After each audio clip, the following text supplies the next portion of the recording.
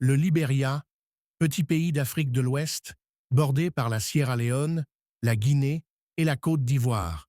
Un nom chargé de symboles, Libéria, la terre des hommes libres. Au XIXe siècle, ce territoire devient un refuge pour des anciens esclaves noirs venus des États-Unis, désireux de retrouver leurs racines africaines. Mais cette belle idée allait se heurter à la dure réalité d'un pays construit sur la division. Car très vite, une fracture profonde sépare deux mondes. Ceux qui reviennent d'Amérique, les Américano-libériens, et ceux qui vivent déjà là depuis des siècles, les populations autochtones.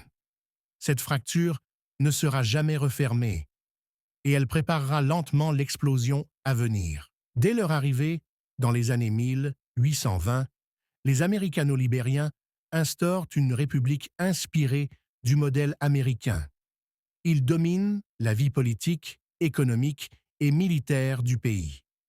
Ils construisent des écoles, des églises, des institutions, mais pour eux, pas pour tous.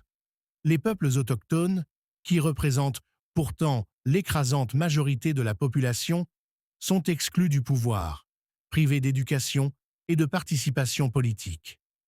Pendant plus d'un siècle, cette minorité gouverne seule, avec arrogance et méfiance envers ceux qu'ils considèrent comme non civilisés. La frustration grandit, silencieusement, génération après génération. Et lorsque le pouvoir devient synonyme d'exclusion, l'explosion devient inévitable. En avril 1980, un vent de changement souffle enfin sur le Libéria. Un jeune sergent-chef de l'armée, Samuel Doe, issu du peuple Crâne, renverse le président William Tolbert.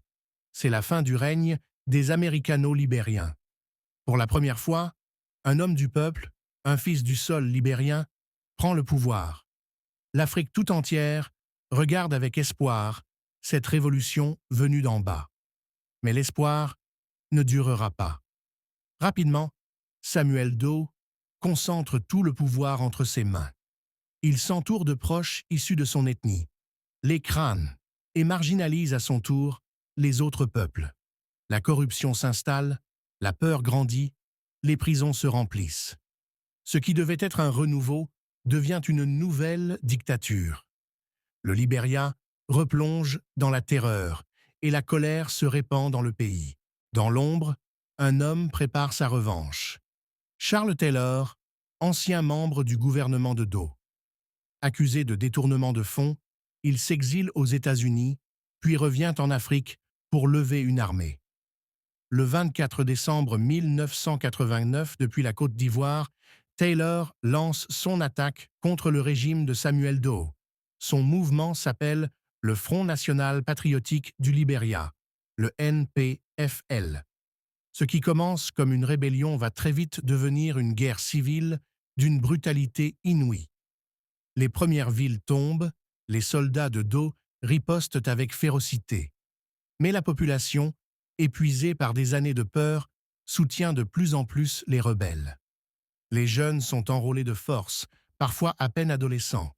Le Libéria s'enfonce dans la violence. Très vite, la guerre prend un visage ethnique.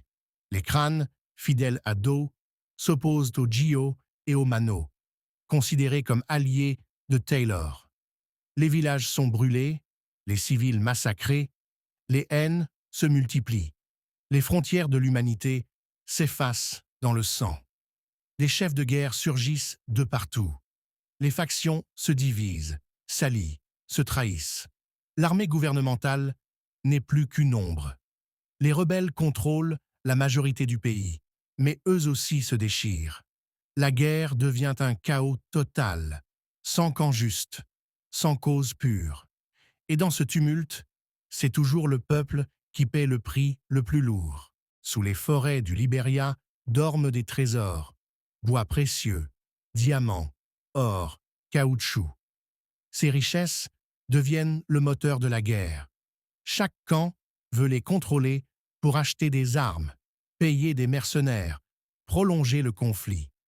Les enfants soldats, drogués, armés, deviennent les instruments d'une tragédie orchestrée par la cupidité. Pendant ce temps, les puissances étrangères observent, parfois soutiennent discrètement tel ou tel camp pour défendre leurs intérêts économiques. Le Libéria devient le symbole du paradoxe africain, un pays riche en ressources, mais détruit par leur exploitation. Entre 1990 et 1997, le Libéria n'a plus d'État, plus de lois, plus d'autorité. Samuel Doe est capturé et exécuté en 1990, son corps mutilé devant les caméras. Mais la mort du président ne met pas fin à la guerre, au contraire, elle l'aggrave. Les factions rebelles se déchirent pour le pouvoir. La capitale Monrovia change de main plusieurs fois. La faim, la peur et la mort règnent. Les écoles ferment, les routes sont détruites, les familles fuient. Des centaines de milliers de réfugiés traversent les frontières pour trouver un abri en Sierra Leone, en Guinée ou en Côte d'Ivoire. Le Libéria, jadis symbole d'espoir, devient synonyme de désolation. En 1997, après 8 années d'une guerre impitoyable, la communauté internationale pousse les factions à négocier. Des élections sont organisées.